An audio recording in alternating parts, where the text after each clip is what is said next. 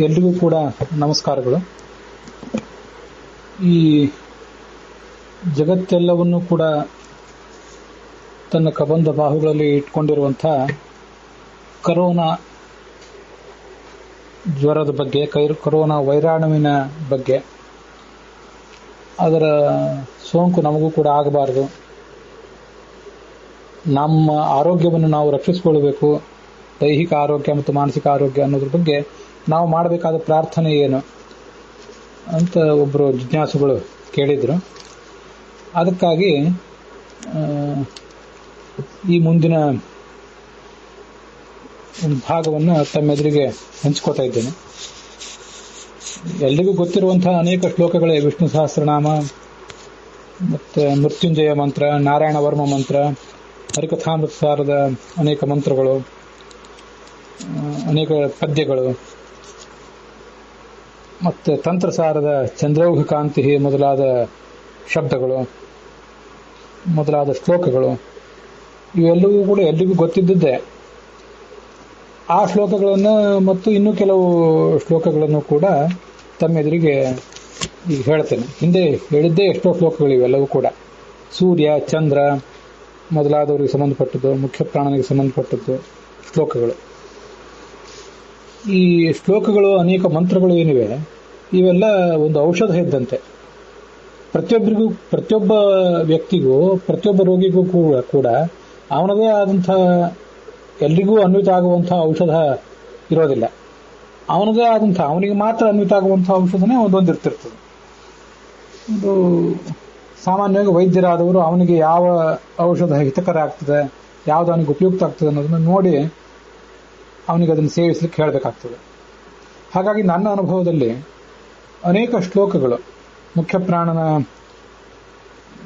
ಪ್ರಾಣ, ಓಜಸ್, ಸಹಸ್, ಬಲ, ವಿಧೃತಿ ಮೊದಲಾದ ನಾಮಗಳನ್ನು ಹೇಳುವಂಥ ಶ್ಲೋಕಗಳು, ಚಂದ್ರನ ಉಪಾಸನೆ, ಸೂರ್ಯನ ಉಪಾಸನೆ, ಶಿವನ ಉಪಾಸನೆ, ಧನ್ವಂತರಿಯ ಉಪಾಸನೆ ಇತ್ಯಾದಿ ಅನೇಕ ಶ್ಲೋಕಗಳನ್ನು ಒಬ್ಬೊಬ್ಬರಿಗೆ ಒಂದೊಂದು ರೀತಿಯಾಗಿ ಹೇಳಿದಾಗ, ಒಬ್ಬೊಬ್ಬರಿಗೆ ಒಂದೊಂದು ಮಂತ್ರ ಬಹಳ ಮನಸ್ಸಿಗೆ ಸಂತೋಷ ಅಂತ ಅನಿಸಿ ಅವರ ಜೀವಮಾನದ ಮೇಲೆ ಪ್ರಭಾವ ಬೀರಿದ್ದು ನನಗೂ ಕೂಡ ಅನುಭೂತ ಆಗಿದೆ.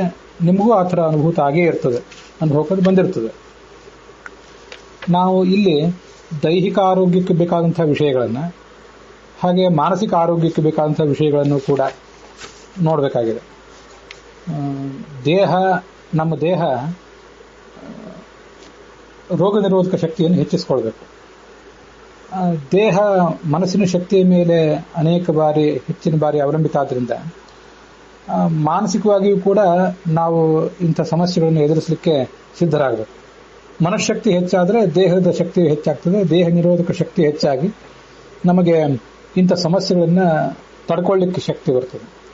ಮತ್ತು ಅನೇಕರಿಗೆ ನಾವು ಏಕಾಂತದಲ್ಲಿ ಇದ್ದ ಪ್ರಯುಕ್ತ ಹೊರಗಡೆ ಅನೇಕ ಬಾರಿ ಓಡಾಡಿ, ವಾರಾಂತ್ಯಗಳಲ್ಲಿ ಅಲ್ಲಿ ತಿರುಗಾಡಿ, ವಿಹರಿಸಿ, ಆಮೋದಿಸಿ ಪ್ರಮೋದಿಸಿ ಅಭ್ಯಾಸ ಇದ್ದವರಿಗೆ ಅನೇಕರಿಗೆ ಡಿಪ್ರೆಷನ್ ಕೂಡ ಆಗಿದೆ ಅಂತ ವರದಿಗಳು ಬರ್ತವೆ. ನಮ್ಮ ದೇಶದಲ್ಲಿ ಅಷ್ಟಾಗಿರ್ಲಿಕ್ಕಿಲ್ಲ. ಇಂಗ್ಲೆಂಡು, ಅಮೆರಿಕ ಮೊದಲಾದ ದೇಶಗಳಲ್ಲಿ ಈ ಥರ ಮನೆಯೊಳಗೆ ಕೂತಿರುವುದು ಅಂದರೆ ಅವರಿಗೊಂದು ದೈಹಿಕವಾದ, ಮಾನಸಿಕವಾದ ಹಿಂಸೆ ಅಂತ ಕೂಡ ಕೇಳಿ ಬರ್ತದೆ. ಅಂಥ ಮನೋವಿಷಾದ, ಡಿಪ್ರೆಷನ್, ಅದರ ಪರಿಹಾರಕ್ಕಾಗಿ ಕೂಡ ಮಂತ್ರಗಳು ಹೇರಳವಾಗಿ ಇದ್ದೇ ಇವೆ ಎಲ್ಲ ಕಡೆ. ನಾವು ಯಾವ ಮಂತ್ರ ನಮಗೆ ಹೆಚ್ಚು ಉಪಯುಕ್ತ ಅಂತ ಅನ್ನೋದನ್ನ ಗಮನಿಸಿ ನಾವು ಆಚರಣೆಗೆ ತರಬೇಕಷ್ಟೆ. ನಮಗೆ ಸಾಮಾನ್ಯವಾಗಿ ನಮ್ಮ ಉದ್ಯೋಗ, ನಮ್ಮ ವ್ಯವಹಾರ ಇವುಗಳ ಒತ್ತಡದಲ್ಲಿ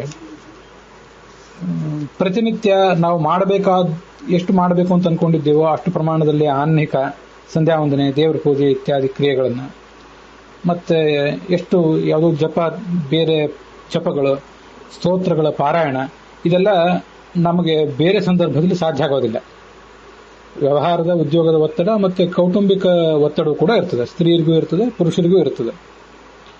ಎಲ್ಲರಿಗೂ ಅಂಥ ಒಂದು ಒತ್ತಡ ಇರೋದ್ರಿಂದ ನಾವು ಏನೇನು ಮಾಡಬೇಕು ಅಂತ ಅಂದ್ಕೊಂಡಿದ್ದೀವಿ ಪ್ರತಿಯೊಬ್ಬರಿಗೂ ಅಷ್ಟು ಸಾಧ್ಯ ಆಗೋದಿಲ್ಲ. ಆದರೆ ಇಂಥ ಪ್ರಸಂಗಗಳಲ್ಲಿ ಈ ಒಂದು ಸಮಯ ಏನು ಸಿಕ್ಕಿದೆ ಆ ಸಿಕ್ಕ ಸಮಯವನ್ನ ಆ ಥರ ನಾವು ಸದುಪಯೋಗಿಸ್ಕೊಳ್ಬೇಕು. ಸದುಪಯೋಗಿಸ್ಕೊಂಡ್ಬಿಟ್ರೆ ಅದರಿಂದ ಲಾಭ ಹೆಚ್ಚಾಗ್ತದೆ. ಆ ಮನಸ್ಸಿನ ಏಕತಾನತೆ, ಮನೋವಿಷಾದ ಅದೆಲ್ಲ ಪರಿಹರಿತ ಆಗಿ ದೈಹಿಕವಾಗಿ ಮಾನಸಿಕವಾಗಿಯೂ ಮನುಷ್ಯ ನಿರೋಧಕ ಶಕ್ತಿಯನ್ನು ಗಳಿಸ್ಕೊಳ್ಳಿಕ್ಕೆ ಸಹ ಅವನಿಗೆ ಉಪಯುಕ್ತ ಆಗ್ತದೆ. ಇದನ್ನೆಲ್ಲ ಈಗಾಗಲೇ ನಾವು ನೀವು ಎಲ್ಲ ಕೇಳೇ ಇರ್ತೇವೆ. ಪ್ರಾಚೀನ ಭಾರತದ ಆಹಾರ ಪದ್ಧತಿ, ಕಷಾಯಗಳು ಇತ್ಯಾದಿಗಳು ದೇಹದ ನಿರೋಧಕ ಶಕ್ತಿಯನ್ನು ಹೆಚ್ಚಿಸುವಂಥವು, ಅವುಗಳನ್ನು ಸೇವಿಸಬೇಕು. ಆಧುನಿಕ ಆಹಾರ ಪದ್ಧತಿಯನ್ನು ತೊರೆಯಲಿಕ್ಕೆ, ವಿಶೇಷತಃ ದುರಭ್ಯಾಸಗಳನ್ನು ಕೂಡ ತೊರೆಯಲಿಕ್ಕೆ ಇದೊಂದು ಸರಿಯಾದಂಥ ಅವಕಾಶ ಅಂಥೇಳಿ. ಮತ್ತೆ ಯೋಗ, ಪ್ರಾಣಾಯಾಮ ಮೊದಲಾದವುಗಳನ್ನು ಕೂಡ ಮಾಡಬೇಕು ಅಂತ ಅನೇಕ ಜನರಿಗೆ ಇರ್ತದೆ. ಆದರೆ ದೈನಂದಿನ ಜೀವನದ ಒತ್ತಡದಲ್ಲಿ ಅವೆಲ್ಲ ಸಾಧ್ಯ ಆಗ್ತಿರೋದಿಲ್ಲ. ಅಂಥ ಅನೇಕ ಸಂಗತಿಗಳನ್ನು ಈ ಪ್ರಸಂಗದಲ್ಲಿ ನಾವು ರೂಢಿಸ್ಕೊಳ್ಬೇಕು. ಇದು ಕೇವಲ ಒಂದು ಆ ಕರೋನಾ ಸಲುವಾಗಿ ನಾವು ಮಾಡುವಂತಹ ಪ್ರಾರ್ಥನಾ ಅಷ್ಟಕ್ಕೆ ಮಾತ್ರ ಸೀಮಿತ ಅಲ್ಲ. ಮನುಷ್ಯನಿಗೆ ಅವನ ಜೀವಮಾನದಲ್ಲಿ ಬೇರೆಯವರಿಗೆ ಸಾಮೂಹಿಕವಾಗಿ ಬರುವಂತಹ ಎಲ್ಲ ಸಮಸ್ಯೆಗಳು, ರೋಗಗಳು ಅವನಿಗೂ ಬರಬಹುದು. ಬೇರೆ ಯಾರಿಗೂ ಬರದೇ ಇರುವಂಥದ್ದು ಅವನಿಗೆ ಮಾತ್ರ ಅನೇಕ ದೈಹಿಕ ಮಾನಸಿಕ ಸಮಸ್ಯೆಗಳು ಬರಬಹುದಲ್ಲ ಕೆಲವು ಬಾರಿ. ಅಂಥ ಎಲ್ಲ ಸಮಸ್ಯೆಗಳಿಗೂ ಕೂಡ ನಾವೀಗ ನೋಡ್ಲಿಕ್ಕೆ ಹೊರಟಿರುವಂತಹ ಉಪಾಯಗಳು ಅವು ಪರಿಹಾರ ಒದಗಿಸಬಲ್ಲವು. ಅದರಿಂದ ಕೇವಲ ಕರೋನಾ ಒಂದಕ್ಕೆ ಸಂಬಂಧಪಟ್ಟಂತೆ ಇದಲ್ಲ, ಎಲ್ಲದಕ್ಕೂ ಸಂಬಂಧಪಟ್ಟಂತೆ ಕೂಡ ಈಗ ನಾವು ಮಾಡ್ತಿರುವಂತಹ ಒಂದು ಶ್ರವಣ ಇದು ಉಪಯುಕ್ತ ಆದೀತು ಅಂತ ನನ್ನ ಭಾವನೆ. ಯೋಗ, ಪ್ರಾಣಾಯಾಮ ಇತ್ಯಾದಿಗಳನ್ನು ಮಾಡಬೇಕು. ನಮಗೆ ಒಂದು 15 ನಿಮಿಷ ಕಪಾಲಭಾತಿ ಪ್ರಾಣಾಯಾಮ, ಒಂದು 15 ನಿಮಿಷದ ಅನುಲೋಮ ವಿಲೋಮ ಪ್ರಾಣಾಯಾಮ ಇದನ್ನೆಲ್ಲ ಮಾಡ್ಲಿಕ್ಕೆ ಹೇಳ್ತಾರೆ ಸಾಮಾನ್ಯವಾಗಿ. ಆರೋಗ್ಯಶಾಲಿಗಳಾದವರಿಗೆ, ಆರೋಗ್ಯ ಇದ್ದವರಿಗೆ ಆರೋಗ್ಯವನ್ನು ಉಳಿಸ್ಕೊಳ್ಳಿಕ್ಕಾಗಿ ಇಷ್ಟನ್ನು ಮಾಡಬೇಕಂತ. 15 ನಿಮಿಷದ ಕಪಾಲಭಾತಿ, 15 ನಿಮಿಷದ ಅನುಲೋಮ ವಿಲೋಮ ಪ್ರಾಣಾಯಾಮ. ಇದರ ಜೊತೆಗೆ ನಾವು ಮರ್ತಿರುವಂತಹ ಮತ್ತೊಂದು ಸಂಗತಿ ಇದೆ. ಅದನ್ನು ಕೂಡ ಹಿಂದೆ ಕೆಲವು ಬಾರಿ ನಾನು ಹೇಳೇ ಇದ್ದೆ. ನಾವು ನಮ್ಮ ದೈನಂದಿನ ಆನ್ಹಿಕದಲ್ಲಿ ಒಂದಿಷ್ಟು ಈ ಪ್ರಾಣಾಯಾಮಗಳನ್ನು ಮಾಡಬೇಕಾಗ್ತದೆ. ಆ ಪ್ರಾಣಾಯಾಮಗಳನ್ನು ಏನು ಮಾಡ್ತೀವಲ್ಲ ಅದನ್ನ ಒಂದು ಸಂಧ್ಯಾವಂದನೆಗೆ ಕೂತ್ರೆ ಕನಿಷ್ಠ 5 ಬಾರಿ ಪ್ರಾಣಾಯಾಮ ಮಾಡಬೇಕಾಗ್ತದೆ. ನಮಗಿದೆಲ್ಲ ಗೊತ್ತಿದೆ.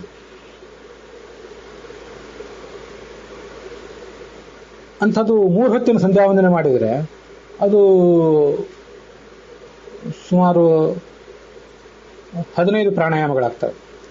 ಸಂಧ್ಯಾವಂದನೆಗೆ 15 ಪ್ರಾಣಾಯಾಮಗಳಾದವು. ದೇವರ ಪೂಜೆಗೆ 1 ಪ್ರಾಣಾಯಾಮ, ಬ್ರಹ್ಮಯಜ್ಞಕ್ಕೊಂದು, ವೈಶ್ವದೇವಕ್ಕೊಂದು, ಬಲಿಹರಣಕ್ಕೊಂದು, ಹೀಗೆಲ್ಲ ನಾವು ವಿಚಾರ ಮಾಡಿದರೆ ಸುಮಾರು 19 ಪ್ರಾಣಾಯಾಮಗಳಾಗ್ತವೆ. ಇದಲ್ಲದೆ ನಾವೀಗ ನೋಡಿದ್ದೇನಿದೆ, ಕೆಲವು ಬೇರೆ ಮಂತ್ರಗಳ ಜಪವನ್ನು ಹೊರತುಪಡಿಸಿ ಗಾಯತ್ರಿ ಮಂತ್ರ ಸಂಧ್ಯಾವಂದನದ ಆರಂಭದಲ್ಲಿ ಆಚಮ್ಯ ಪ್ರಾಣಾಯಾಮ್ಯ ಅಂತ ಹೇಳ್ತೀವಲ್ಲ, ಅಲ್ಲೊಂದು ಪ್ರಾಣಾಯಾಮ, ಅರ್ಘ್ಯ ಪ್ರದಾನಕ್ಕಿಂತ ಮುಂಚೆ ಒಮ್ಮೆ, ಗಾಯತ್ರಿ ಮಂತ್ರದ ಪೂರ್ವಾಪರದಲ್ಲೊಮ್ಮೆ, ಸಂಧ್ಯಾವಂದನೆ ಮುಗಿದ ಮೇಲೊಮ್ಮೆ, ಇಷ್ಟು ಪ್ರಾಣಾಯಾಮಗಳನ್ನು ನಾವು ಮಾಡ್ತೇವೆ.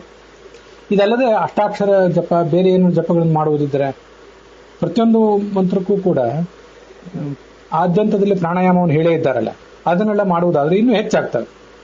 ಕನಿಷ್ಠ ಒಂದು 19 ಪ್ರಾಣಾಯಾಮಗಳಾದರೂ 3 ಹೊತ್ತಿನ ಸಂಧ್ಯಾವಂದನೆಯಲ್ಲಿ 15 ಪ್ರಾಣಾಯಾಮಗಳು, ದೇವರ ಪೂಜೆ, ಬ್ರಹ್ಮಯಜ್ಞ, ವೈಶ್ವದೇವ, ಬಲಿಹರಣ, ಈ ಒಂದು 19 ಪ್ರಾಣಾಯಾಮಗಳು ಇಷ್ಟಾದರೂ ಆಗ್ತವೆ. ಆ 19 ಪ್ರಾಣಾಯಾಮಗಳನ್ನು ನಾವು ಎಷ್ಟು ಜನ ಮಾಡ್ತಾ ಇದ್ದೀವಿ? ಆ ಪ್ರಾಣಾಯಾಮಗಳು ಕೂಡ ನಮ್ಮ ಮನಸ್ಸಿನ ಏಕಾಗ್ರತೆಗೆ ಮತ್ತು ದೇಹದ ಶಕ್ತಿಗೆ, ಮಾನಸಿಕ ಶಕ್ತಿಗೆ ಉಪಯುಕ್ತ ಆಗುವಂಥ ಪ್ರಾಣಾಯಾಮಗಳೇ ಅಲ್ವ. ಆದರೆ ನಾವು ಅವನ್ನು ಆಚರಿಸುವುದನ್ನು ಈಗ ಬಿಟ್ಟುಬಿಟ್ಟಿರ್ತೇವೆ. ಆಚಾರ್ಯರನ್ನು ತಂತ್ರಸಾರದಲ್ಲಿ ಷೋಡಶಾದಿ ಕ್ರಮೇಣ ಅಂತ ಹೇಳಿದ್ದಾರೆ. ಕಪಾಲಭಾತಿ ಮತ್ತು ಅನುಲೋಮ ವಿಲೋಮ ಈ ಪ್ರಾಣಾಯಾಮಗಳಿವೆಲ್ಲ, ಇವನ್ನ ಮಾಡುವುದು ಸುಲಭ. ಆದರೆ ಈಗ ನಾವು ಹೇಳುವಂಥ ಒಂದು ಪ್ರಾಣಾಯಾಮ ಏನಿದೆ, ಇದರಲ್ಲಿ ಮೊದಲು ವಾಯುವನ್ನು ಹೊರಗೆ ಬಿಡಬೇಕು, ಆಮೇಲೆ ವಾಯುವನ್ನು ಒಳಗೆ ತಗೊಳ್ಬೇಕು, ಮುಂದೆ ಅಲ್ಲೇ ಒಳಗೆ ಆ ಶ್ವಾಸವನ್ನು ಹಿಡಿದಿಟ್ಕೋಬೇಕು, ಹೀಗೆಲ್ಲ ನಾವು ನೋಡ್ತೇವೆ. ಅದಕ್ಕೊಂದು ಅನುಪಾತವೂ ಕೂಡ ಇದೆ. ಷೋಡಶಾದಿ ಕ್ರಮೇಣ 1, 2, 4 ಅನುಪಾತ. 1ರ ಅನುಪಾತದಲ್ಲಿ ಹೊರಗೆ ಬಿಡಬೇಕು, 2ರ ಅನುಪಾತದಲ್ಲಿ ಒಳಗೆ ತಗೊಳ್ಬೇಕು, 4ರ ಅನುಪಾತದಲ್ಲಿ ಒಳಗೆ ಹಿಡಿದಿಟ್ಕೋಬೇಕು. ಬಲಮೂಗಿನ ಹೊರಳೆಯಿಂದ ಶ್ವಾಸವನ್ನು ಮೊದಲು ಹೊರಗೆ ಬಿಡಬೇಕು. ಅದರ ಬಳಿಕ ಎಡಮೂಗಿನ ಹೊರಳೆಯಿಂದ ಶ್ವಾಸವನ್ನು ಒಳಗೆ ತಗೊಳ್ಬೇಕು. ಶ್ವಾಸವನ್ನು ಹೊರಗೆ ಬಿಡಲಿಕ್ಕೆ ಏನು ಕಾಲವನ್ನು ನಾವು ವಿನಿಯೋಗಿಸಿದ್ದೆವು ಅದರ ದುಪ್ಪಟ್ಟು ಕಾಲವನ್ನು ಶ್ವಾಸ ಒಳಗೆ ತಗೊಳ್ಳಿಕ್ಕೆ ಉಪಯೋಗ ಮಾಡ್ಕೋಬೇಕು. ಅದಾದ ಬಳಿಕ ಅದರ ದುಪ್ಪಟ್ಟು ಕಾಲವನ್ನು ಅಂದ್ರೆ 4ನೇ ಅನುಪಾತದಲ್ಲಿ ಶ್ವಾಸವನ್ನು ಒಳಗಿಟ್ಕೊಳ್ಬೇಕು. ಇದನ್ನೇ 1, 2, 4ರ ಅನುಪಾತ ಅಂತ ಹೇಳ್ತಾರೆ. ಆಚಾರ್ಯರು ಅದನ್ನು ತಂತ್ರಸಾರದಲ್ಲಿ ಷೋಡಶಾರಿ ಕ್ರಮೇಣ ಅಂತ ಹೇಳಿದ್ದಾರೆ. 16, 32, 64 ಅಂತ 16 ಸೆಕೆಂಡ್ಗಳಲ್ಲಿ ನಾವು ಶ್ವಾಸವನ್ನು ಹೊರಗೆ ಬಿಟ್ರೆ ಶ್ವಾಸವನ್ನು ಹೊರಗೆ ಬಿಡಲಿಕ್ಕೆ ಬಲ ಮೂಗಿನ ಹೊರಳೆಯಿಂದ ಶ್ವಾಸವನ್ನು ಹೊರಗೆ ಬಿಡಲಿಕ್ಕೆ 16 ಸೆಕೆಂಡ್ ತಗೊಂಡ್ರೆ ಎಡಮೂಗಿನ ಹೊರಳೆಯಿಂದ ಶ್ವಾಸವನ್ನು ಒಳಗೆ ತಗೊಳ್ಳಿಕ್ಕೆ 32 ಸೆಕೆಂಡ್ ತಗೊಳ್ಬೇಕು. ಮತ್ತೆ 64 ಸೆಕೆಂಡಿನಷ್ಟು ಅದನ್ನು ಒಳಗೆ ಹಿಡಿದಿಟ್ಕೋಬೇಕು. ಹಾಗೆ ಮಾಡೋರು ಯಾರಾದರೂ ಇದ್ದಿರಬಹುದು, ಅದೇನು ಅಸಾಧ್ಯವಾದ ಸಂಗತಿ ಏನಲ್ಲ. ಅವರವರು ತಮ್ಮ ಅವಶ್ಯಕತೆಗೆ ಅನುಸಾರವಾಗಿ ತಮ್ಮ ಶಕ್ತಿಗೆ ಅನುಸಾರವಾಗಿ ಈ 1, 2 ಮತ್ತು 4ರ ಅನುಪಾತವನ್ನು ರೂಢಿ ಮಾಡಿಕೊಂಡಿರ್ತಾರೆ. ನಾನು ರೂಢಿ ಮಾಡಿಕೊಂಡಿದ್ದೀನಿ, ಹಿಂದೆ ಹೇಳಿದ್ದೆ. 5, 10, 20 ಈ ಅನುಪಾತದಲ್ಲಿ, ಅರ್ಥಾತ್ 5 ಸೆಕೆಂಡ್ ನಾವು ಬಲ ಮೂಗಿನ ಹೊರಳೆಯಿಂದ ಗಾಳಿಯನ್ನು ಹೊರಗೆ ಬಿಟ್ರೆ 10 ಸೆಕೆಂಡಿನ ಅನುಪಾತದಲ್ಲಿ ಅದನ್ನು ಒಳಗೆ ತಗೊಳ್ಬೇಕು. ಅದಾದ ಬಳಿಕ 20 ಸೆಕೆಂಡಿನ ಅನುಪಾತದಲ್ಲಿ ಒಳಗೆ ಅದನ್ನು ತಡೆ ಹಿಡಿಬೇಕು. ಒಂದು ಸಂಗತಿಯನ್ನು ಗಮನಿಸಬೇಕೇನು, ಆ ಒಳಗೆ ವಾಯುವನ್ನು ತಡೆ ಹಿಡಿತೀವಲ್ಲ 4ರ ಅನುಪಾತದಲ್ಲಿ, ಆಗ ಮೂಲಬಂಧವನ್ನು ಮಾಡಬೇಕು ಅಂತ ತಜ್ಞರಾದವರು ಹೇಳ್ತಾರೆ. ಮೂಲಬಂಧ ಮಾಡುವುದು ಅಂತಂದ್ರೆ ನಮಗೆ ಯಾವಾಗಾದರೂ ಪ್ರಯಾಣದಲ್ಲಿದ್ದಾಗ ಅಥವಾ ಮತ್ತಾವುದಾದ್ರೂ ಸಂದರ್ಭದಲ್ಲಿ ತೀರಾ ಮಲ ವಿಸರ್ಜನೆ ಮತ್ತು ಮೂತ್ರ ವಿಸರ್ಜನೆಗೆ ಇತ್ಯಾದಿಗಳ ಒತ್ತಡ ಬಂದರೆ ಅದನ್ನು ತಡ್ಕೊಳ್ಳಿಕ್ಕಾಗಿ ನಾವು ಮಾಡುವಂಥ ಪ್ರಯತ್ನ ಇದೆಯಲ್ಲ, ನಮ್ಮ ಸ್ನಾಯುಗಳನ್ನು ನಾವು ಆ ಭಾಗದ ಸ್ನಾಯುಗಳನ್ನು ಸಂಕೋಚಿಸಿಕೊಂಡು ಒಳಗೆ ಎಳೆದುಕೊಂಡು ಆ ಮೂಲಕ ಆ ಮಲದ ಒತ್ತಡ ಬರದಂತೆ ಮಾಡ್ಕೊಳ್ತೀವಲ್ಲ, ಅಂಥದನ್ನು ಮಾಡಬೇಕು. ಇದು ತಜ್ಞರು ಹೇಳುವಂಥ ಮಾತು. ಯಾಕೆಂದ್ರೆ ಆ ಒಳಗೆ ನಾವೇನು ವಾಯುವನ್ನು ಹಿಡಿದಿಟ್ಕೊಂಡಿದ್ದೇವೆ ಅದು ಯಾವ ಪ್ರಸಂಗದಲ್ಲೂ ಕೂಡ ಸೋರಿ ಹೋಗಬಾರ್ದು. ಅದಕ್ಕೆ ಅಂತಃ ಕುಂಭಕ ಅಂತ ಕರೀತಾರೆ. ಕುಂಭ ಅಂದ್ರೆ ಘಟ, ಒಳಗೆ ಹಿಡಿದಿಟ್ಕೊಳ್ಪಡುವಂತಹ ಒಂದು ಘಟ ಅದು. ಆ ಘಟ ಸೋರಬಾರ್ದು ಅನ್ನೋದಕ್ಕಾಗಿ ಅದರ ಮುಚ್ಚಳವನ್ನು ನಾವು ಭದ್ರ ಮಾಡಬೇಕು ಅಂತ ಹೀಗೆ ಹೇಳ್ತಾರೆ. ಕಪಾಲಭಾತಿ, ಅನುಲೋಮ ವಿಲೋಮ ಪ್ರಾಣಾಯಾಮ ಮಾಡುವುದಕ್ಕಿಂತ ಈ ಪ್ರಾಣಾಯಾಮಕ್ಕೆ ಒಂದಿಷ್ಟು ಗುರುಗಳ ಮಾರ್ಗದರ್ಶನ ಇತ್ಯಾದಿಗಳ ಅಗತ್ಯ ಇರ್ತದೆ. ಇಲ್ಲದೆ ಹೋದರೆ ಅದರಿಂದ ಈ ಮೂಲವ್ಯಾಧಿ ಪೈಲ್ಸ್ ಅಂತ ಮೊದಲಾದ ರೋಗಗಳ ಅಪಾಯ ಇದೆ ಅಂತ ತಜ್ಞರು ಎಚ್ಚರಿಸ್ತಾರೆ. ಇಂಥವೊಂದನ್ನ ನಾವೀಗಾಗಲೇ ಒಂದು ವೇಳೆ ರೂಢಿ ಮಾಡ್ಕೊಂಡಿದ್ದೇವೆ, ಆದರೆ ನಿತ್ಯ ಮಾಡ್ಲಿಕ್ಕೆ ಆಗ್ತಿದ್ದಿಲ್ಲ. ಇನ್ನಾದರೂ ಅದನ್ನ ಕ್ರಮವಾಗಿ ರೂಢಿ ಮಾಡಿಕೊಂಡು ಜೀವಮಾನದ ಉದ್ದಕ್ಕೂ ಅದನ್ನ ಮುಂದುವರಿಸೋದು ಬಹಳ ಕ್ಷೇಮ. ಇಂಥವೆಲ್ಲ ನಮಗೆ ಕೆಲವು ಪ್ರಸಂಗಗಳೇನು ಬರ್ತಾವಲ್ಲ, ಇವೆಲ್ಲವೂ ಕೂಡ ನಮ್ಮ ಒಳಿತಿಗಾಗಿ ಬಂದಿರ್ತವೆ ಅಂತ ನಾವು ತಿಳ್ಕೊಳ್ಬೇಕು. ಜೀವಮಾನದ ಅತ್ಯಂತ ಸಂಕಷ್ಟದ ಸ್ಥಿತಿಗಳಲ್ಲೇ ಕೆಲವು ಬಾರಿ ಅತ್ಯಂತ ದೊಡ್ಡ ಭರವಸೆಯ ಬೆಳಕು ಕೂಡ ಇರ್ತದೆ. ಅಂಥ ಭರವಸೆಯ ಬೆಳಕು ಬೇರೆ ಸಂದರ್ಭದಲ್ಲಿ ನಾವೆಲ್ಲ ಆರಾಮವಾಗಿದ್ದಾಗ, ದೈಹಿಕವಾಗಿ ಮಾನಸಿಕವಾಗಿ ಸ್ವಸ್ಥರಾಗಿದ್ದಾಗ ಅಂಥ ಭರವಸೆ ಬೆಳಕು, ಅಂಥದ್ದೊಂದು ವಿಶಿಷ್ಟವಾದಂಥ ತಿರುವು, ಜೀವಮಾನಕ್ಕೊಂದು ತಿರುವು, ಅದು ಬೇರೆ ಪ್ರಸಂಗದಲ್ಲಿ ನಮ್ಗೆ ಬರೋದೇ ಇಲ್ಲ. ಅದೆಲ್ಲ ಇಂಥ ಪ್ರಸಂಗದಲ್ಲೇ ಬರ್ತಿರ್ತದೆ. ಆದ್ರಿಂದಲೇ ಇಂಥ ಪ್ರಸಂಗದಲ್ಲಿ ಬಂದಿರುವಂಥ ಇಂಥ ಪ್ರಸಂಗ ಬಂದಾಗ ಅಂಥ ತಿರುವು ತಗೊಳ್ಳಿಕ್ಕೆ ಅವಕಾಶ ಇದ್ದಾಗ ನಾವು ಎಣ್ಣೆ ಬಂದಾಗ ಕಣ್ಣು ಮುಚ್ಚಿಕೊಳ್ಳದೆ ಅದನ್ನು ಉಪಯೋಗ ಮಾಡ್ಕೋಬೇಕು. ಉಪಯೋಗ ಮಾಡ್ಕೊಂಡು ಬಿಟ್ರೆ ಅದರಿಂದ ಅನೇಕ ಲಾಭಗಳಿವೆ ಜೀವಮಾನದ ಉದ್ದಕ್ಕೂ ಕೂಡ. ಇವೆಲ್ಲ ಲಾಭಗಳು ಕೇವಲ ಕರೋನಾ ರೋಗದ ವಿರುದ್ಧವಾಗಿ ಮಾತ್ರ ಅಲ್ಲ, ಮನುಷ್ಯನಿಗೆ ಉಳಿದ ರಕ್ತದ ಒತ್ತಡ ಮತ್ತು ಮಧುಮೇಹ, ಇನ್ನಿತರ ಸಮಸ್ಯೆಗಳು, ಕೀಲು ನೋವುಗಳು ಇತ್ಯಾದಿ ಏನು ಸಮಸ್ಯೆಗಳು ಇರ್ತವೆ, ಎಲ್ಲ ರೋಗಗಳ ಪರಿಹಾರಕ್ಕಾಗಿ ಕೂಡ ಇವನ್ನ ನಾವು ಉಪಯೋಗ ಮಾಡ್ಕೊಳ್ಬಹುದು. ನಮಗೆ ಇವೆಲ್ಲ ಗೊತ್ತಿವೆ. ಈ ಹಿಂದೆ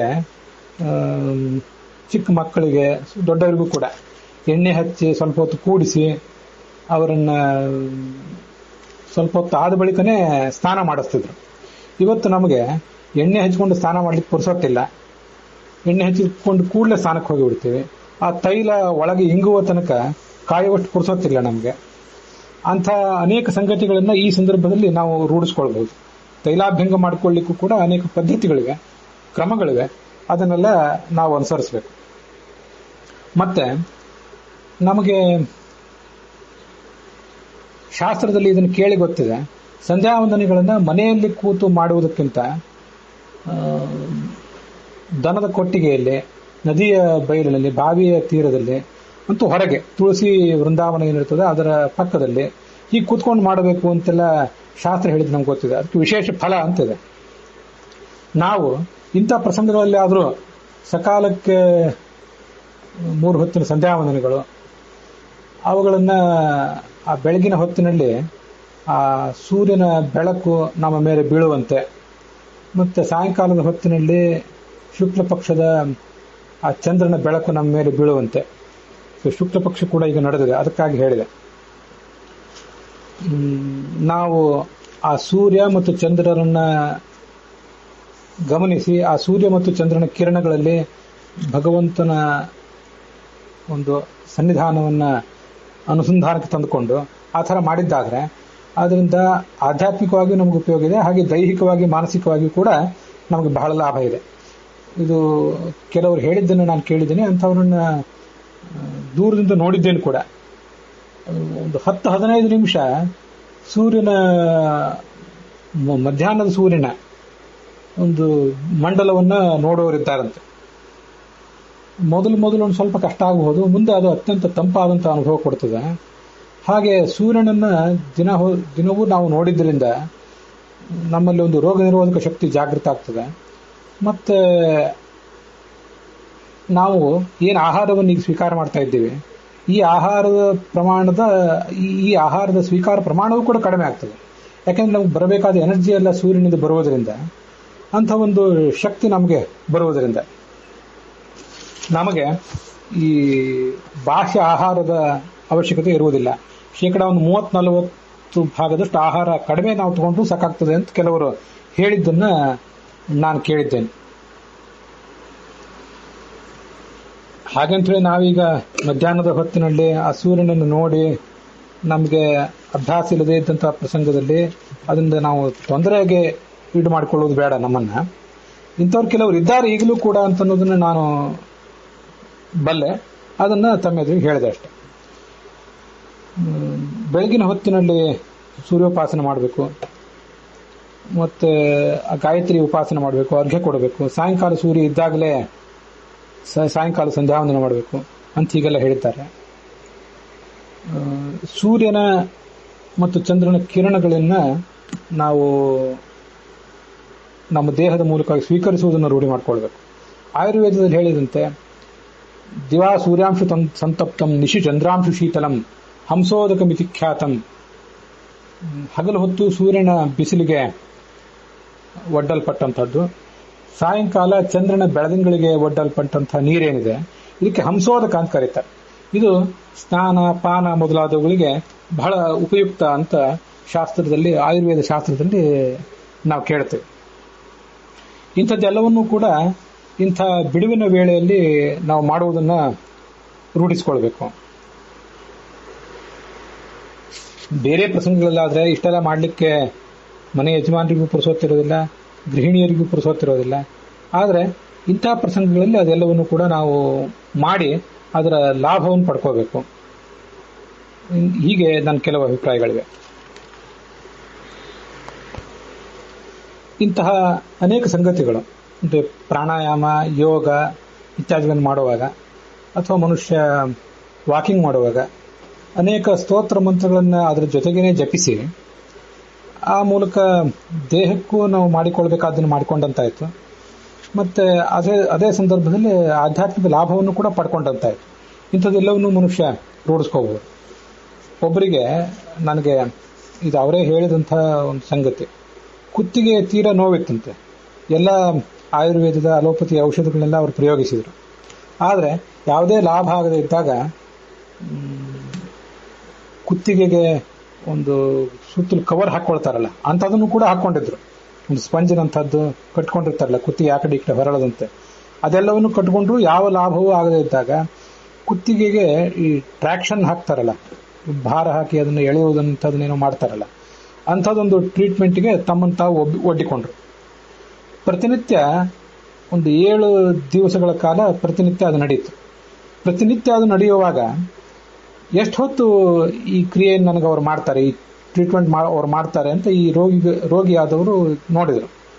ವೆಂಕಟೇಶ ಸ್ತೋತ್ರ, ವೆಂಕಟೇಶೋ ವಾಸುದೇವ ಅಂತನೂ ಒಂದು ಸರಳವಾದ ಸ್ತೋತ್ರ, ಅದನ್ನ 7 ಬಾರಿ ಹೇಳುವಷ್ಟು ಕಾಲ ಅವರಿಗೆ ಆ ಕುತ್ತಿಗೆಗೆ ಟ್ರಾಕ್ಷನ್ ಕೊಡ್ತಿದ್ರಂತೆ. ಹೀಗೆ 7 ದಿವಸಗಳ ಕಾಲ ಅವರಿಗೆ ಟ್ರೀಟ್ಮೆಂಟ್ ಕೊಟ್ಟರು. ಸುಮಾರು ಅಂದ್ರೆ ಪ್ರತಿನಿತ್ಯ 7 ಬಾರಿ ವೆಂಕಟೇಶ ಸ್ತೋತ್ರ, ಸುಮಾರು 49 ಬಾರಿ ವೆಂಕಟೇಶ ಸ್ತೋತ್ರವನ್ನ ಅವರು ಹೇಳಿದಂತಾಯ್ತು ಒಂದು ವಾರದಲ್ಲಿ. ಆವಾಗ ಆ ಕುತ್ತಿಗೆ ನೋವು ಶಾಶ್ವತವಾಗಿ ಅವರಿಗೆ ಪರಿಹೃತವಾಗಿ ಹೋಯಿತು.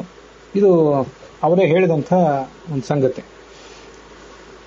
ಅಂಥದ್ದು ಈ ನಾರಾಯಣ ವರ್ಮ ಅದರ ಸಿದ್ಧಿ ಮಾಡಿಕೊಂಡು ಅದರ ಮೂಲಕ ಜನರಿಗೆ ಮೆಡಿಸಿನ್ ಕೊಟ್ಟು, ಅವರೇನು ತಜ್ಞ ವೈದ್ಯರಲ್ಲದೆ ಹೋದರೂ ಕೂಡ ನಾರಾಯಣ ವರ್ಮದ ಸಿದ್ಧಿಯ ಮೂಲಕ ಔಷಧ ಕೊಟ್ಟಂಥವರಿದ್ದಾರೆ. ವಿಷ್ಣು ಸಹಸ್ರನಾಮ ಮತ್ತೆ ರಾಘವೇಂದ್ರ ಸ್ವಾಮಿಗಳ ಸ್ತೋತ್ರ ಇತ್ಯಾದಿಗಳನ್ನೆಲ್ಲವನ್ನೂ ಕೂಡ ನಿತ್ಯ ಪಾರಾಯಣ ಮಾಡಿ ಅದರ ಸಿದ್ಧಿಯನ್ನು ಪಡ್ಕೊಂಡು ಆ ಮೂಲಕ ಔಷಧ ಕೊಡುವಂಥವರು ಕೂಡ ಎಷ್ಟೋ ಜನ ಇದ್ದಾರೆ. ಇತ್ತೀಚೆಗೆ ನೀವು ಅದನ್ನು ಕೇಳಿರಬಹುದು. ನಮ್ಮ ಪ್ರದೇಶಕ್ಕೆ ಹೋಗಿ ಬಂದರು ನಮ್ಮವರು, ಆ ವೆಂಕಟ ರಾಘವ್ ಅನ್ನುವಂಥ ಒಬ್ಬರು ತಂತ್ರಜ್ಞರು. ಅವರಿಗೂ ಈ ಕೊರೋನಾ ಸೋಂಕಿತ್ತು. ಅವರು ತ್ರಿಯಂಬಕಂ ಯಜಾಮಹೇ ಎನ್ನುವಂಥ ಮೃತ್ಯುಂಜಯ ಮಂತ್ರವನ್ನ ನಿತ್ಯ ಪಠಿಸಿ ಒಂದು ಮನಸ್ಥೈರ್ಯದಿಂದ ಆ ಸೋಂಕಿನಿಂದ ಮುಕ್ತರಾದರು ಅಂತ ನಾವು ಪೇಪರ್ಗಳಲ್ಲಿ ನೋಡಿದ್ವಿ. ಇದು ಟ್ರೀಟ್ಮೆಂಟು ಮಾಡಿಸ್ಕೊಂಡ್ರು, ಅದರ ಜೊತೆಗೆ ಈ ಮಂತ್ರಗಳನ್ನು ಕೂಡ ಅವರು ಪಠಿಸಿದರು. ಅದ್ರ ಜೊತೆಗೆ ಇಂಥವೆಲ್ಲವನ್ನು ಅನೇಕ ಜನ ಮಾಡಿದವರಿದ್ದಾರೆ, ಆದ್ರಿಂದ ಲಾಭ ಪಡ್ಕೊಂಡಂಥವರಿದ್ದಾರೆ. ಅಂಥವ್ರ ದೃಷ್ಟಾಂತಗಳನ್ನು ನಾವು ಕೂಡ ಮಾಡಿಕೊಳ್ಬೇಕು. ಆಧುನಿಕ ಉಪಾಯಗಳು ಬೇಕು, ಯೋಗ ಪ್ರಾಣಾಯಾಮ ವಾಕಿಂಗ್ ಮೊದಲಾದಂಥ ಉಪಾಯಗಳು ಬೇಕು. ಅದರ ಜೊತೆಗೆ ಪರಮಾತ್ಮನ ನಾಮಸ್ಮರಣ ಬೇಕು. ನಾವು ಅತ್ಯಂತ ಮಡಿ ಇದ್ದಾಗ ಶುಚಿರ್ಭೂತವಾಗಿ ಹೇಳಬಹುದಾದಂಥ ಮಂತ್ರಗಳೇ ಇವೆ. ಅವು ಅಲ್ಲದೆ ಹೋದರೂ ಕೂಡ ವಾಕಿಂಗ್ ಮಾಡುವಾಗ ಇತ್ಯಾದಿ ಅನೇಕ ಪ್ರಸಂಗಗಳಲ್ಲಿ ನಾವು ಹಿಂದೆ ಅದನ್ನು ನೋಡಿದ್ದೇವೆ. ಒಂದು ಕೈಯಲ್ಲಿ ಖಡ್ಗ, ಒಂದು ಕೈಯಲ್ಲಿ ಹಲಗೆ ಮೊದಲಾದ ಕನ್ನಡದ ಪದಗಳು, ಹೆಚ್ಚು ಮಡಿ ಮೇಲಿಗೆ ಬೇಡದ, ಅದರ ಅವಶ್ಯಕತೆ ಇಲ್ಲದೆ ಇರುವಂಥ ಮಂತ್ರಗಳನ್ನು ಅದನ್ನು ಕೂಡ ಜನ ಹೇಳಬಹುದು, ಹೇಳಿ ಅದರ ಲಾಭವನ್ನು ಪಡ್ಕೊಳ್ಬಹುದು. ಈಗ ಮತ್ತೆ ಇದರ ಮುಂದಿನ ಭಾಗದಲ್ಲಿ ನಾನು ಹೇಳುವಂಥ ಅನೇಕ ಮಂತ್ರಗಳೇನಿವೆ ಅದನ್ನು ಕೆಲವನ್ನ ಈಗಾಗಲೇ ಇದನ್ನು ಕೇಳಿದವರಿಗೆ ನಿಮಗೆ ನಾನು ಕಳಿಸಿದ್ದೇನೆ. ಅಂಥದ್ರಲ್ಲೂ ಈಗ ನಾನು ಹೇಳುವಂಥ ಮತ್ತು ಹೊಸ ಮಂತ್ರಗಳು ಯಾರಾದರೂ ತಮಗೆ ಬೇಕು ಅಂತ ಅನಿಸಿದರೆ ಅವುಗಳನ್ನು ಕೂಡ ನಾನು ನಿಮಗೆ ಹೇಳ್ತೇನೆ, ಕಳಿಸಿಕೊಡ್ತೇನೆ.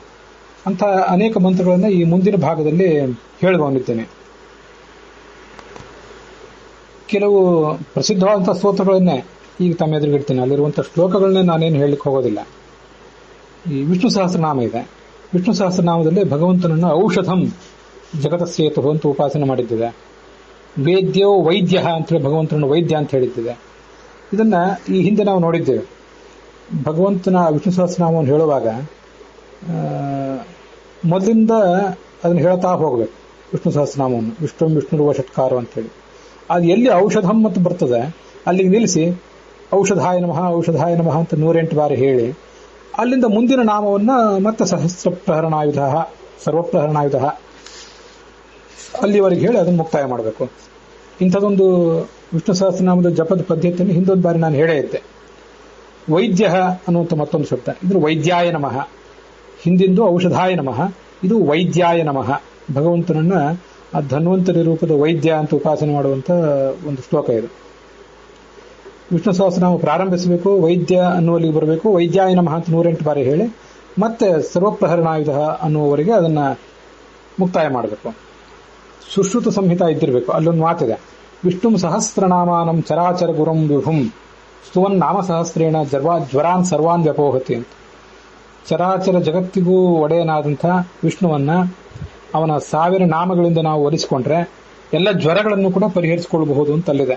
ಆರೋಗ್ಯ ಶಾಸ್ತ್ರದಲ್ಲಿ ಬಂದಿರುವಂತಹ ಮಾತಿದೆ. ವಿಷ್ಣು ಸಹಸ್ರನಾಮವನ್ನು ಹಾಗೆ ನಾವು ಬಳಕೆ ಮಾಡ್ಕೊಳ್ಬಹುದು. ಅಲ್ಲೇ ಬಂದಿರುವ ಶಬ್ದ ಭಯಕೃತ್ ಭಯನಾಶನ ಅಂತ. ಜಗತ್ತಿಗೆ ಭಯವನ್ನು ಕೊಟ್ಟವನು ಅವನು, ಆ ಭಯವನ್ನು ನಾಶ ಮಾಡಬೇಕಾದವನು ಅವನೇ.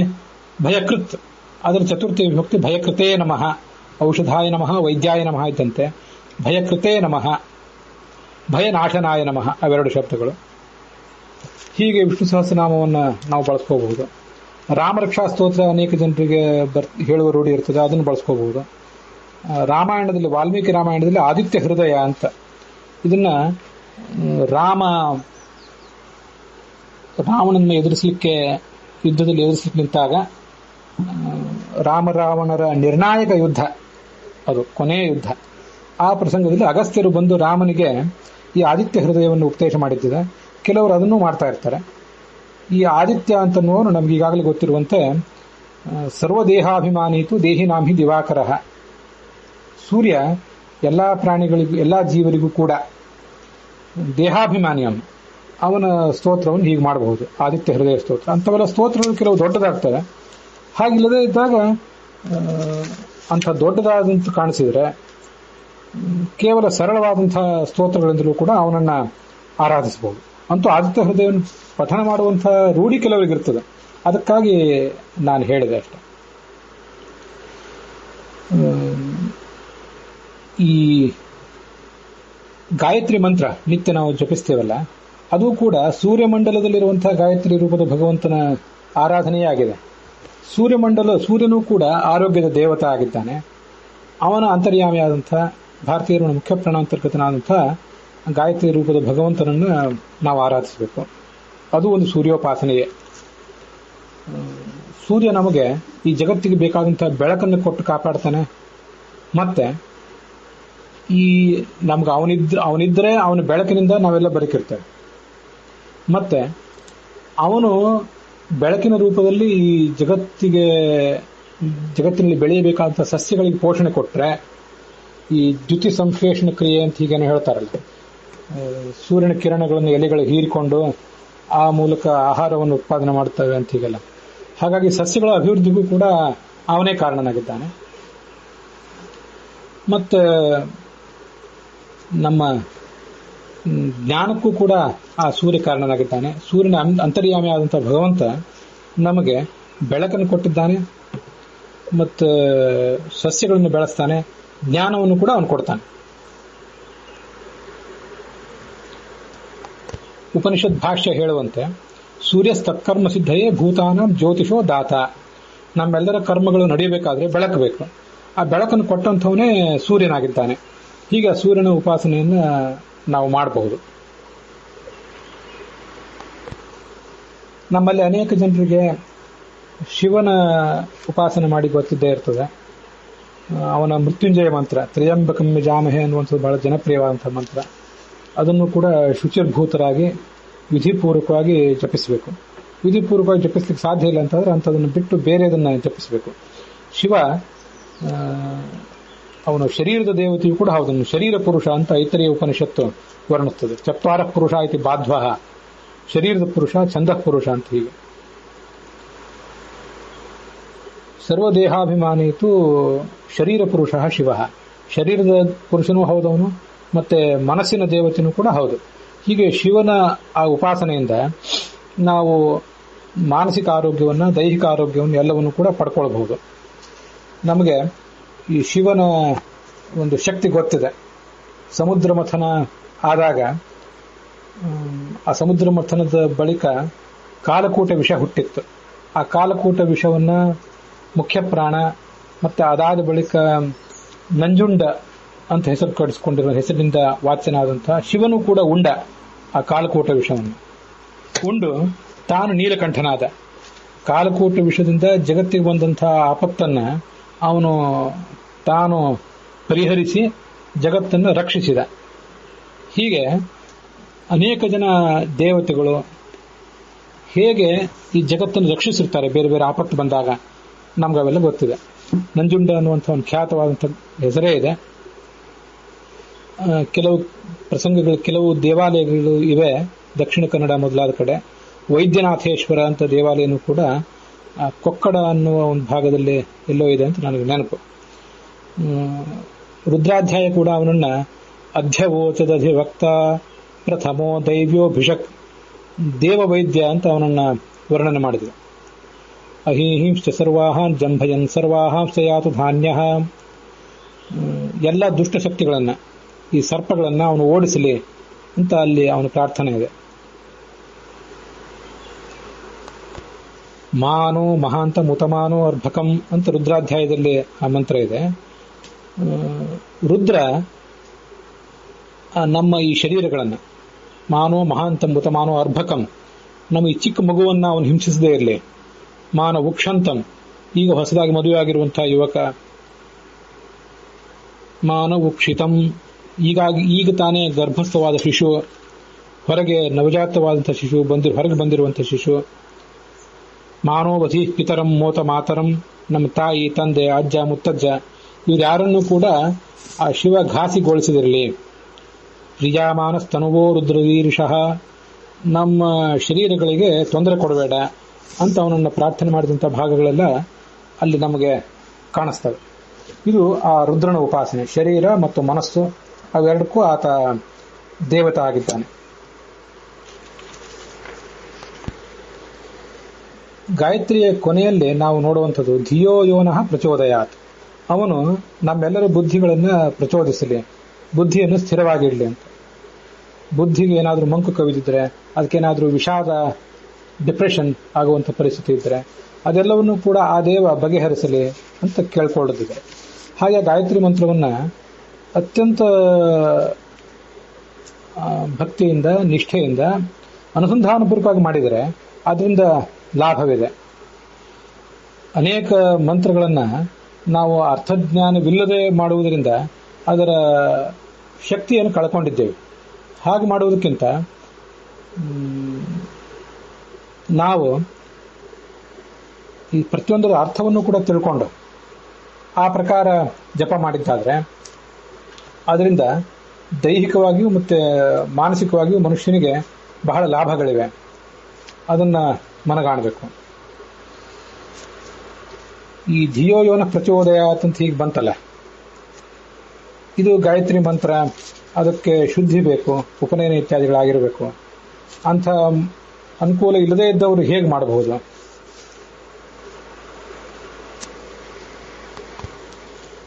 ಪುರಾಣಗಳಲ್ಲಿ ಹೇಳಲ್ಪಟ್ಟಂಥ ಒಂದು ಮಂತ್ರ ಇದೆ.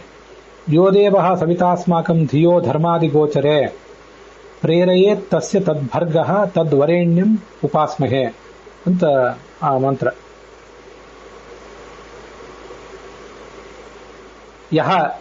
ಯಾವ ದೇವ ಗುಣವಿಶಿಷ್ಟನಾದ ಸವಿತಾ ಸೂರ್ಯಾಂತರ್ಗತನಾದ ಜಗತ್ತನ್ನು ಸೃಷ್ಟಿಸಿರುವ ಪರಮಾತ್ಮ ಅಸ್ಮಾಕಂ ನಮ್ಮ ಧರ್ಮಾದಿ ಗೋಚರೆ ಧಿಯ, ಧರ್ಮಾದಿಗಳಿಗೆ ಸಂಬಂಧಪಟ್ಟ ಧಿಯ ಬುದ್ಧಿಗಳನ್ನು ಪ್ರೇರಿಸ್ತಾನೋ ತಸ್ಯಾವನ ತತ್ ವ್ಯಾಪ್ತವಾದ ಭರ್ಗಃ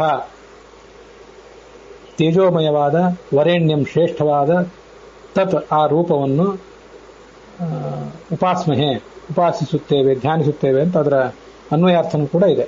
ಹೀಗೆ ಪುರಾಣೋಕ್ತವಾದಂತಹ ಒಂದು ಗಾಯತ್ರಿ ಮಂತ್ರ ಇದು.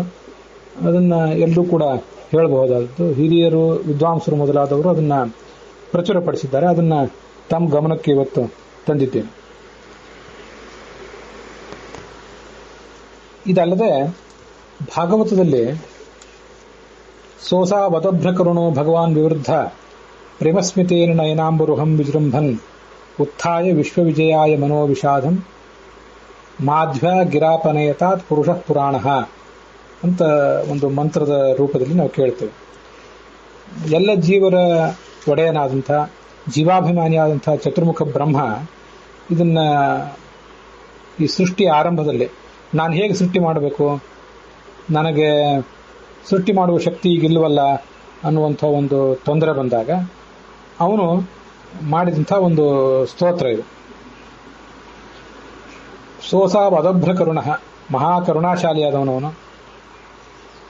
ವಿವೃದ್ಧ ಪ್ರೇಮಸ್ಮಿತೇನ, ನಮ್ಮ ಬಗ್ಗೆ ಅವನಿಗೆ ಪ್ರೇಮ ಉಕ್ಕೇರಿದೆ. ನಯನಾಂಬುರುಹಂ ವಿಜೃಂಭನ್, ನಮ್ಮ ಕಡೆಗೆ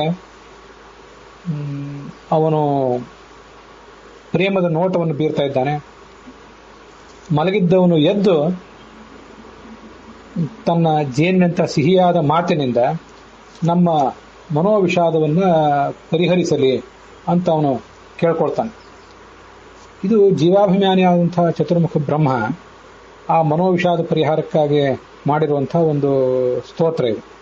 ಇಂಥ ಸ್ತೋತ್ರವನ್ನು ಕೂಡ ಮನೋವಿಷಾದ, ಡಿಪ್ರೆಷನ್ ನಮಗೆ ಈ ಕಾಲದಲ್ಲಿ ತೀರಾ ಮನೆಯೊಳಗೆ ಇದ್ದು ಆ ಮೂಲಕ ಬಂದಿರುವಂಥ ಒಂದು ಮನೋವಿಷಾದ, ಅಥವಾ ನಮಗೆ ಆ ರೋಗದ ಸೋಂಕು ಆಗಿ ಅದರ ಮೂಲಕ ಬಂದಿರುವಂತಹ ಮನೋವಿಷಾದ ಅಂಥದ್ದೇನಾದರೂ ಇದ್ದರೆ ಅದೆಲ್ಲವನ್ನು ಕೂಡ ಹಾಗೆ ನಾವು ಕಳ್ಕೊಳ್ಬಹುದು. ಭಾಗವತದಲ್ಲಿ ಬರುವಂಥ ಒಂದು ಖ್ಯಾತವಾದಂಥ ಶ್ಲೋಕ ಅದು.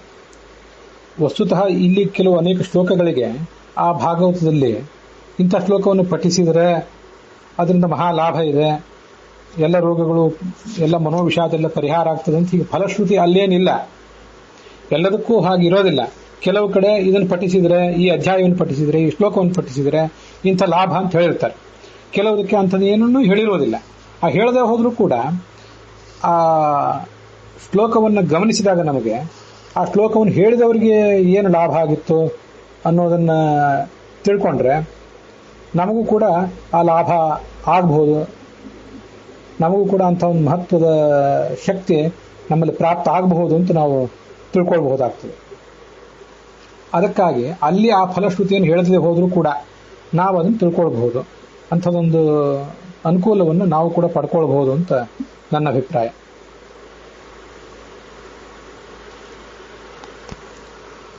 ಮಹಾಭಾರತದಲ್ಲಿ ಬರುವಂತಹ ಒಂದು ಶ್ಲೋಕ ಭಾಗವತ ತಾತ್ಪರ್ಯದಲ್ಲಿ ಅದು ಉದ್ಧೃತ ಆಗಿದೆ. ಈ ಶ್ಲೋಕವನ್ನು ಕೂಡ ಹಿಂದೆ ತಮ್ಮಲ್ಲಿ ಎಷ್ಟೋ ಜನರಿಗೆ ಹೇಳಿದ್ದೆ. ಪ್ರಾಣ ಓಜಸ್ಸಹೋ ಬಲಂ ಅಂತ ಭಾಗವತದ ಒಂದು ಶ್ಲೋಕ. ಭಗವಂತ ಈ ಮುಖ್ಯ ಪ್ರಾಣನನ್ನ ಪ್ರಾಣ, ಓಜಸ್, ಸಹಸ್ ಮತ್ತು ಬಲ ಅಂತ ಉಪಾಸಿಸಬೇಕು ಅಂತ. ಅದರ ಅರ್ಥವನ್ನು ಹೇಳುವಾಗ ಭಾರತದ ಶ್ಲೋಕವೊಂದನ್ನು ಆಚಾರ್ಯರು ಉದ್ಧರಿಸಿದ್ದಾರೆ. ಸರ್ವಚೇಷ್ಟೈತೃತ್ವಾತ್ತು ಪ್ರಾಣೋಭಿಭವ ಶಕ್ತಿತಃ ಓಜಸ್ತ್ವನಭಿಭಾವ್ಯತ್ವಾತ್ ಸಹಶ್ಚ ಸ್ವೇಚ್ಛಯಾ ಕೃತೇ ಬಲಂ ವಿಧಾರಕತ್ವಾಚ್ಚ ವಿಧೃತಿರ್ ವಾಯುರುಚ್ಯತೆ. ನಮಗೆ ಈ ಹನುಮಂತನ ಮುಖ್ಯ ಪ್ರಾಣನ ಶಕ್ತಿಯ ಬಗ್ಗೆ ಗೊತ್ತಿದ್ದೇವೆ. ಹನುಮಂತನನ್ನ ಅನೇಕ ಪ್ರಸಂಗಗಳಲ್ಲಿ ಉಪಾಸಿಸುವವರೆಲ್ಲ ಇದ್ದೇ ಇದ್ದಾರೆ. ಆ ಉಪಾಸನೆಯಿಂದ ಲಾಭ ಪಡ್ಕೊಂಡದರ ಅನುಭವವೂ ಕೂಡ ಅವರೆಲ್ಲರಿಗೂ ಇರ್ತದೆ.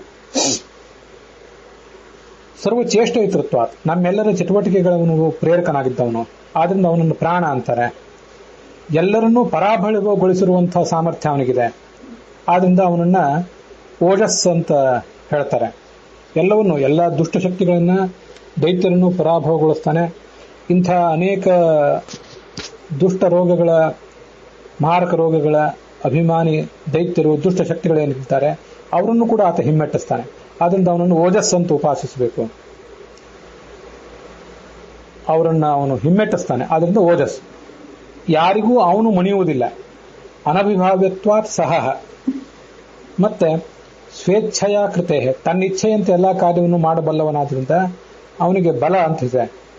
ಮತ್ತೆ ಪ್ರಪಂಚವನ್ನೆಲ್ಲ ಧರಿಸುವ ಶಕ್ತಿ ಅವನಿಗಿರೋದ್ರಿಂದ ಅವನಿಗೆ ವಿಧೃತಿ ಎನ್ನುವ ನಾಮವನ್ನು ಕೂಡ ಆ ಭಾರತದಲ್ಲಿ ಹೇಳಿದ್ದಾರೆ, ಭಾಗವತ ತಾತ್ಪರ್ಯದಲ್ಲಿ ಉದ್ಧರಿಸಿದ್ದಾರೆ. ನಾವು ಮುಖ್ಯ ಪ್ರಾಣನನ್ನ ಪ್ರಾಣಾಯ ನಮಃ, ಓಜಸೇ ನಮಃ, ಸಹಸೇ ನಮಃ, ಬಲಾಯ ನಮಃ, ವಿಧೃತಯೇ ನಮಃ ಅಂತ ಹೀಗೆ ಉಪಾಸಿಸ್ತಾ ಹೋದ್ರೆ ಅವನ ಆ ಶಕ್ತಿ ನಮ್ಮಲ್ಲಿ ಸಂಕ್ರಾಂತ ಆಗಿ ನಮ್ಮೆಲ್ಲರ ಚಟುವಟಿಕೆಗಳನ್ನು ನಾವು ಮಾಡುವಂತೆ ಅನುಕೂಲ ಆಗ್ತದೆ. ಯಾವ ಬಾಹ್ಯ ಒತ್ತಡಕ್ಕೂ ಕೂಡ ದುಷ್ಟ ರೋಗ ಇರಲಿ, ಮತ್ತೆ ದುಷ್ಟ ಸೋಂಕು ಇರಲಿ, ಮತ್ತೆ ದುಷ್ಟ ಪ್ರಭಾವ ಇರಲಿ, ಅದಕ್ಕೆ ನಾವು ಮಣಿಯೋದಿಲ್ಲ, ಮತ್ತೆ ಅದನ್ನು ಸೋಲಿಸ್ತೇವೆ. ನಮ್ಮ ಇಚ್ಛೆಗೆ ತಕ್ಕಂತೆ ನಮ್ಮೆಲ್ಲ ಕೆಲಸಗಳನ್ನು ಮಾಡ್ಲಿಕ್ಕೆ ಶಕ್ತಿ ಇರ್ತದೆ. ಮತ್ತೆ ನಮ್ಮ ಕುಟುಂಬದ, ವ್ಯವಹಾರದ, ಉದ್ಯೋಗದ, ಒಟ್ಟಾರೆ ನಮ್ಮ ಜೀವಮಾನದ ಭಾರವನ್ನು ನಮ್ಗೆ ಹೊರುವಂಥ ಶಕ್ತಿಯೂ ಬರ್ತದೆ. ವಿಧೃತಯೇ ನಮಃ ಅಂತ ಆ ಶ್ಲೋಕ ಅದನ್ನು ಹೇಳ್ತದೆ.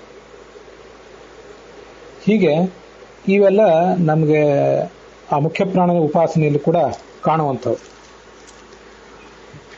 ನಾವು ಈ ರಾಮಾಯಣದ, ವಾಲ್ಮೀಕಿ ರಾಮಾಯಣದ ಸುಂದರಕಾಂಡದಲ್ಲಿ ಬರುವಂತಹ ಕಥಾ, ಆ ಕಥೆಯನ್ನ ಶ್ರವಣ ಮಾಡಬಹುದು, ಅಥವಾ ಅಲ್ಲಿ ಬಂದಿರುವಂತಹ ಭಾಗವನ್ನು ಪಾರಾಯಣ ಮಾಡಬಹುದು. ಬಹಳ ದೀರ್ಘ ಆಗ್ತವೆ, ಇರಲಿ, ಆದರೂ ಅದನ್ನು ಯಾವುದಾದ್ರೂ ರೂಪದಲ್ಲಿ, ಮೂಲ ವಾಲ್ಮೀಕಿ ರಾಮಾಯಣದ್ದಾಯಿತು ಅಥವಾ ಆಚಾರ್ಯರ ತಾತ್ಪರ್ಯ ನಿರ್ಣಯದಲ್ಲಿರುವಂಥದ್ದಾಗಲಿ, ಅದನ್ನಾದರೂ ಪಠಿಸಬಹುದು. ಮತ್ತೆ ಯುದ್ಧಕಾಂಡದಲ್ಲಿ ಆತ ಸಂಜೀವನ ಪರ್ವತವನ್ನು ತಗೊಂಡು ಬಂದು ಎಲ್ಲ ಕಪಿಗಳನ್ನ ಮತ್ತೆ ಲಕ್ಷ್ಮಣನನ್ನು ಕೂಡ ಪುನರುಜ್ಜೀವಿತರನ್ನಾಗಿ ಮಾಡಿದಂತಹ ಒಂದು ಭಾಗ. ಇದೆಲ್ಲವನ್ನು ನಿತ್ಯ ನಾವು ಧ್ಯಾನದಲ್ಲಿ ಕಾಣುವಂತಹ, ಧ್ಯಾನದಲ್ಲಿ ಅನುಸಂಧಾನ ಮಾಡಿಕೊಳ್ಳುವಂತಹ ಪ್ರಯತ್ನ ಮಾಡಬೇಕು. ಅವರವರಿಗೆ ಅನುಕೂಲ ಆದಂತೆ ವಾಯುಸ್ತುತಿಯ ಪುರಸ್ಚರಣ, ಋಷಭ ಸೂಕ್ತ, ಮನು ಸೂಕ್ತ ಇತ್ಯಾದಿಗಳ ಪುರಸ್ಚರಣ ಮಾಡಬಹುದು. ನನ್ನ ಒಂದು ಅನುಭವದಲ್ಲಿ ಭಾರತಂ ಸರ್ವಶಾಸ್ತ್ರೇಶ, ಎಲ್ಲಾ ಶಾಸ್ತ್ರಗಳಲ್ಲಿಯೂ ಮಹಾಭಾರತ ಅನ್ನೋದು ಬಹಳ ದೊಡ್ಡದು. ಆ ಮಹಾಭಾರತದಲ್ಲಿ ಬಂದಿರುವಂತಹ ಈ ಮಾತು ಸರ್ವಚೇಷ್ಟೈತೃತ್ವಾತ್ತು ಪ್ರಾಣೋಭಿಭವ ಶಕ್ತಿತಃ ಅಂತ ಈ 5 ನಾಮಗಳಿಂದ ಕೂಡಿದ ಈ ಮಾತಿದೆಯಲ್ಲ, ಅದು ವಾಯುಸ್ತುತಿಯ, ಮನು ಸೂಕ್ತದ, ಋಷಭ ಸೂಕ್ತದ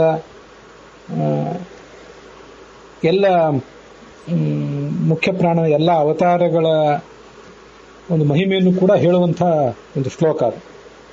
ಆದ್ದರಿಂದ ಉಳಿದದ್ದು ಯಾವುದನ್ನು ಹೇಳಲಿಕ್ಕಾಗದೇ ಇದ್ದವರು ಈ ಮುಖದಿಂದ ಮುಖ್ಯ ಪ್ರಾಣನ ಉಪಾಸನೆಯನ್ನು ಮಾಡಿದರೆ ಅವನು ಸಂಜೀವನಾದಿ ಪರ್ವತಗಳನ್ನು ತಂದು ಎಲ್ಲರನ್ನು ಉದ್ಧರಿಸಿದ್ದು, ಒಂದು ಮಹಾ ಉಪಕಾರವನ್ನ ಆ ಕಪಿಗಳಿಗೆ ಮೊದಲಾದವರು ಎಲ್ಲರಿಗೂ ಕೂಡ ಮಾಡಿದ್ದು, ಎಲ್ಲಾ ಕಪಿಗಳು ಕೂಡ ಜಾಂಬವಂತ, ಅಂಗದ ಮೊದಲಾದ ಎಲ್ಲಾ ಕಪಿಗಳು ಕೂಡ ಅತ್ಯಂತ ಚಿಂತಾಕ್ರಾಂತರಾಗಿ ಮುಂದೇನು ಮಾಡುವುದು, ಇನ್ನು ನಮ್ಮ ಜೀವಮಾನವೇ ಕೊನೆಗೊಳ್ಳುವ ಪ್ರಸಂಗ ಬಂದಿದೆ, ಸೀತೆಯನ್ನು ಹುಡುಕ್ಲಿಕ್ಕೆ ಆಗಲಿಲ್ಲ, ಸುಗ್ರೀವನ ಉಗ್ರವಾದ ದಂಡನಕ್ಕೆ ನಾವು ಬಲಿಯಾಗಬೇಕಾಗ್ತದೆ, ಇಲ್ಲೇ ಆತ್ಮಹತ್ಯೆ ಮಾಡ್ಕೊಂಡು ಬಿಡೋಣ ಅಂತೆಲ್ಲ ಚಿಂತಾಕ್ರಾಂತರಾಗಿದ್ದಾಗ ತಾನು ತನ್ನ ಶರೀರವನ್ನು ಬೃಹದಾಕಾರವಾಗಿ ಮಾಡಿಕೊಂಡು ತೋಳು ತಟ್ಟಿ ಬಾಲವನ್ನು ಝಳಪಿಸಿ ಒಂದು ಬಾರಿ ಗರ್ಜಿಸಿ ಎಲ್ಲರಿಗೂ ಚೈತನ್ಯ ಕೊಟ್ಟು ಮುಂದೆ ಸಮುದ್ರವನ್ನು ಹಾರಿದ. ಅಂತ ಅಗಾಧವಾದ ಸಮುದ್ರವನ್ನು ಹಾರಿದ. ಅಲ್ಲಿರುವಂತಹ ರಾಕ್ಷಸರ ಶಸ್ತ್ರಗಳಿಗೆ ಮಣಿಯಲಿಲ್ಲ, ರಾಕ್ಷಸರನ್ನ ತಾನೇ ಸೋಲಿಸಿದ. ಸೀತೆಯನ್ನು ಕಂಡು ಭೇಟಿ ಮಾಡಿದ. ಆ ಲಂಕೆಯ ಆ ರಾವಣನ ಒಂದು ಸಂಪತ್ತೇನಿತ್ತು, ಭಗವಂತನ ಸೇವೆಗೆ, ಭಗವಂತನ ಪೂಜೆಗೆ ವಿನಿಯುಕ್ತ ಆಗದಂಥ ಸಂಪತ್ತು, ಅದೆಲ್ಲವನ್ನು ಅವನು ಸುಟ್ಟು ಹಾಕಿದ. ಅದು ಕೂಡ ನಮಗೆ ಸುಂದರಕಾಂಡದಲ್ಲಿ ಇತ್ಯಾದಿಗಳಲ್ಲಿ ಗೊತ್ತಿದೆ. ಹೀಗೆ ಈ ಒಂದು ಮಂತ್ರ ಸರ್ವಚೇಷ್ಟೈತೃತ್ವಾತ್ತು ಅನ್ನುವ ಮಂತ್ರ ಏನಿದೆ, ಆ ಉಳಿದ ಎಲ್ಲ ಸ್ತೋತ್ರಗಳ, ಮುಖ್ಯ ಪ್ರಾಣನ ಸ್ತೋತ್ರಗಳೆಲ್ಲ ಒಂದು ಸಾರ ರೂಪವಾಗಿದೆ. ಇದನ್ನ ಹೇಳುವುದು ಬಹಳ ಮುಖ್ಯ, ಹೇಳುವುದು ಸುಲಭ ಕೂಡ ಅಂತ ನನಗನ್ಸಿತು. ಅದನ್ನ ತಮ್ಮೆದುರಿಗೆ ಹಂಚಿಕೊಂಡಿದ್ದೇನೆ.